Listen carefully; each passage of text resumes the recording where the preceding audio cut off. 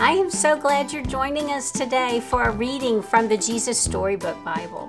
Remember, this book helps us see the stories in the Bible and remember Jesus and what He did for us in each story. So, get your book if you have it, get ready to follow along and read along with the story, and then at the end of the story, there'll be a fun activity that you can do with your family.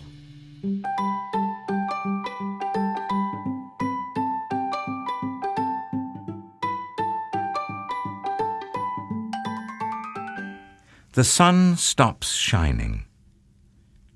"So you're a king, are you?" the Roman soldiers jeered.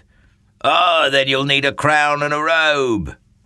They gave Jesus a crown made out of thorns and put a purple robe on him and pretended to bow down to him. "Oh, your majesty," they said. Then they whipped him and spat on him. They didn't understand this was the Prince of Life, the King of heaven and earth, who had come to rescue them. The soldiers made him a sign, "Our King," and nailed it to a wooden cross. They walked up a hill outside the city. Jesus carried the cross on his back. Jesus had never done anything wrong, but they were going to kill him the way criminals were killed. They nailed Jesus to the cross. "Father, forgive them," Jesus gasped. "They don't understand what they're doing." "You say you've come to rescue us," people shouted. "You can't even rescue yourself." But they were wrong. Jesus could have rescued himself. A legion of angels would have flown to his side if he'd called. "If you were really the Son of God, you could just climb down off that cross," they said. And of course they were right. Jesus could have just climbed down. Actually, he could have just said a word and made it all stop, like when he healed that little girl and stilled the storm and fed 5,000 people. But Jesus stayed. You see, they didn't understand. It wasn't the nails that kept Jesus there. It was love. "Papa!" Jesus cried, frantically searching the sky. "Papa! Where are you? Don't leave me!" And for the first time, and the last, when he spoke, nothing happened. Just a horrible, endless silence. God didn't answer. He turned away from his boy. Tears rolled down Jesus' face, the face of the one who would wipe away every tear from every eye. Even though it was midday, a dreadful darkness covered the face of the world. The sun could not shine. The earth trembled and quaked. The great mountains shook. Rocks split in two until it seemed that the whole world would break. The creation itself would tear apart.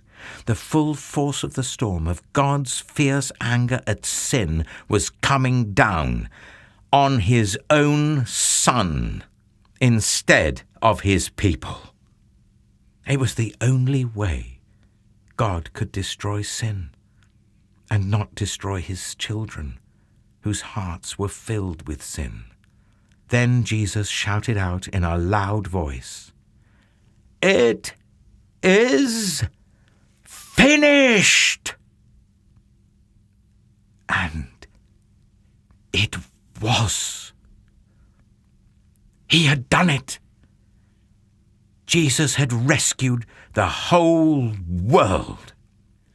"Father," Jesus cried, "I give you my life." And with a great sigh, he let himself die. Strange clouds and shadows filled the sky, purple, orange, black, like a bruise. Jesus' friends gently carried Jesus. They laid Jesus in a new tomb carved out of rock. How could Jesus die? What had gone wrong? What did it mean? They didn't know anything anymore, except they did know that their hearts were breaking. "Ah, that's the end of Jesus," the leaders said. But just to be sure, they sent strong soldiers to guard the tomb. They hauled a huge stone in front of the door to the tomb so that no one could get in or out. We hope you enjoyed our story today, The Sun Stops Shining. For our follow-up activity today, we're going to create a penny cross. You'll need a few items before we get started. What you're going to need is some scissors. You'll need glue. You need to go around your house and collect some pennies. Then what you can use are crayons or markers, and then you'll need something to create it on. So you can get paper, you can get a piece of cardstock, or even better, if you have some cardboard laying around in your house, then that's great to use as well.